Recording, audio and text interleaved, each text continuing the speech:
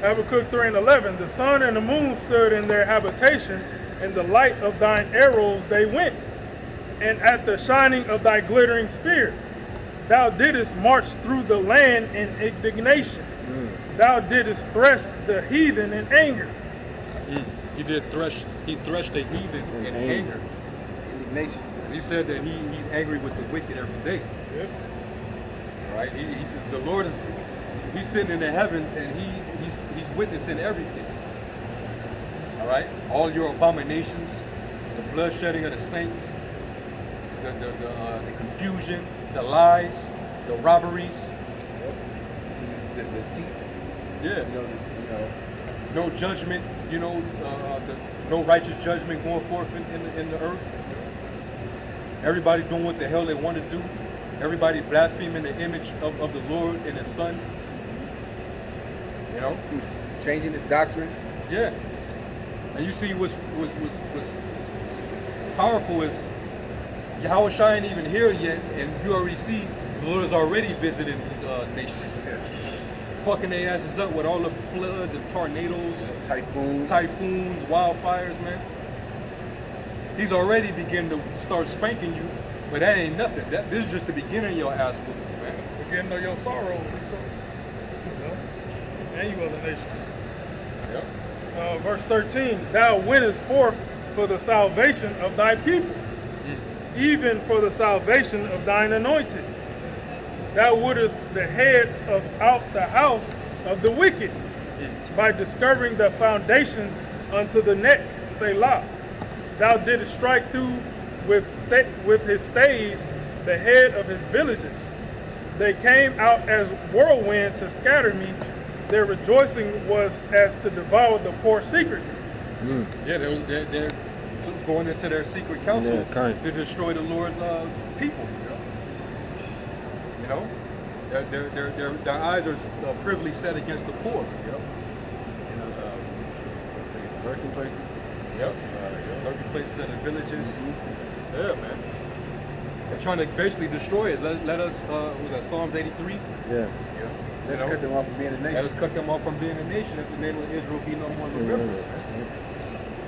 So now the Lord is getting ready. This is the Lord confronting our enemies here, man. Now we finally got our power backing us to confront our enemies who's had their foot upon our necks, man. Okay. Go ahead. Thou didst walkest through the sea with thine horses, through the heap of great waters. When I heard, my belly trembled, my lips quivered at the voice. Rottenness entered my bones, and I trembled in myself, that I might rest in the day of trouble. When he cometh up unto the people, he will invade them with his troops. Woo! His army. It's gonna be an invasion, man. Yeah. The Lord's getting ready to invade your world, Esau. And he even said that was Habakkuk. He had the vision of this, and that terrified him. Terrified. He said he wanted to be at rest when that happens, man. God. I'd rather be in the spirit world when this go down on the earth. You know? All the prophets, they felt that way. Like, Ezra, woe is me, woe is me. Am I going to survive that? They wasn't even sure. Like, damn, That's why he buys us. Yeah, man. They saw the power, in that vision. The Lord came with it, man. Yeah. They saw that, man. He came with it. And you understand why when the prophets had these visions and when they woke up, man, they was pulling their hair out their head, out their beard, throwing up. Ezra had to take a break. Yeah. Through getting the vision. He had to 6-7 days off or something. Like, it's too much for me right now. Then, the angel revealed more prophecy to him, but these is heavy visions. They saw it like they were there. Yeah. And brothers and sisters that have visions, in these last days, even the heathen nations, they have visions. Yeah. And some of them, they're terrified. What was that one Jake? She was crying when she said she saw the Lord and saw the destruction. It's heavy. And to know that we're about to live through this, Lord willing, we're part of the elect. You know, you gotta get yourself right. You know, we're telling you what's going to happen and how it's going to happen. We just don't know. We're not in it yet. But it's here. That time is here. I got something. Matthew 24:29. Immediately after tribulation of those days shall the sun be darkened, and the moon shall not give her light, and the stars shall fall from heaven, and the powers of the heaven shall be shaken. Now this Yahweh Shah is saying what's going to happen when he comes back. Yeah. Right? What? That's Matthew 24? Yeah. Verse The 30. powers what? Shall be shaken. Matthew 24:29. Immediately after the tribulation of those days shall the sun be darkened, and the moon shall not give her light, and the stars shall fall from heaven, and the powers of the heavens shall be shaken. Hey, when you internalize that, we know that the Lord he speaks in metaphors, similar to or parables, and we know that the sun, the moon, and the stars and all that, that's going to get blocked out when the Lord actually, comes back and shows up.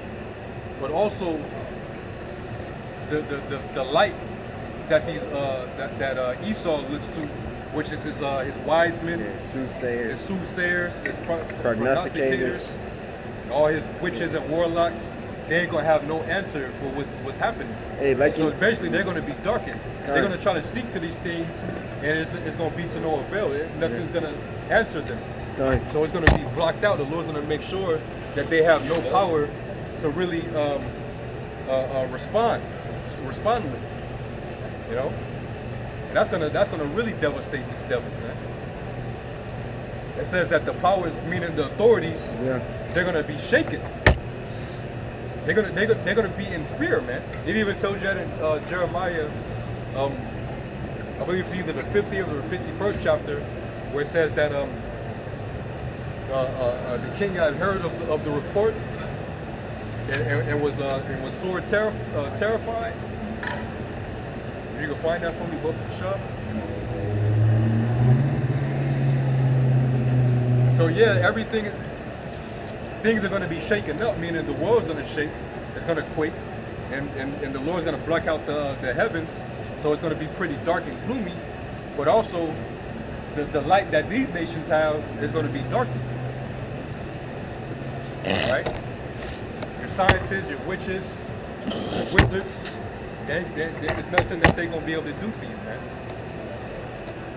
It was 4051.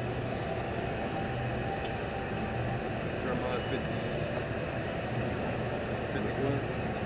It's like in the 40s. Yeah.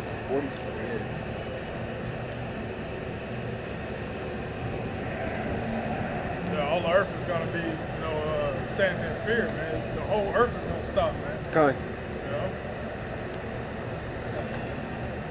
You got something? Well, actually go to 50.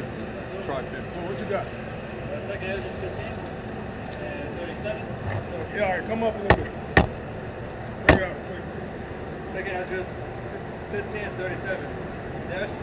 There shall be great fearfulness and trembling upon the earth, and they that see the wrath shall be afraid, and trembling shall come upon them. There you go. Go. So the Lord's gonna bring down these people's pride by fear, man. All right, the Lord's gonna bring the worst fear right to your doorstep, man. All right. I got it. Jeremiah 50 and 43.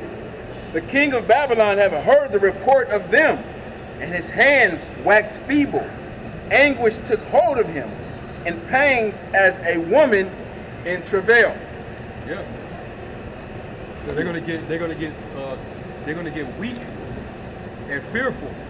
That's that same king of Babylon in Isaiah 14th chapter. Yeah, man.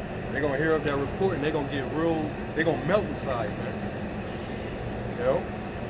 Because Esau nowadays when shit get tough, they resort back to their sword. Their laws. In this moment, They know there's nothing that they have in their possession that can save them, that can deliver them from this trouble. That's why these they're going to be feeble. They're going to, they're going to be hurt, melt, like you said, melt inside. It's like, damn, what am I going to do? We know what we're going to do. We know what our power is. We know of these things, and we don't know when it's going to come, but we know that these prophecies are going to happen. They're going to take place. Yep. You still reading? Yeah, when a person gets in fear, they lock up. Their complexion turns, or like pale or whatever. Countenance. Yeah. That's what these elites gonna be looking like, and the whole planet Earth, man. Even the elect are gonna be in awe. Matthew 24:30, and then Get Revelation 11. And then shall appear the sign of the Son of Man in heaven. And then shall all the tribes of the earth mourn. And they shall see the Son of Man coming in the clouds of heaven with power and great glory. And he shall send his angels with a great sound of the trumpet. And they shall gather together his elect from the four winds, from one end of heaven to the other. I gotta pray. This is Revelation 6:15. And the kings of the earth, and the great men, and the rich men, and the chief captains, and the mighty men, and every bond and free man hid themselves in the dens and in the rocks of the mountains, and said to the mountains and rocks, fall on us, hide us from the face of him that sitteth on the throne, and from the wrath of the Lamb. For the great day of wrath is come, and who shall be able to stand? That's a rhetorical question. You'll be able to stand in the day of the Lord. All these rich men, mighty men, these so-called billionaire, trillionaires, they ain't gonna have an answer in that day. They're gonna have a clue what to do.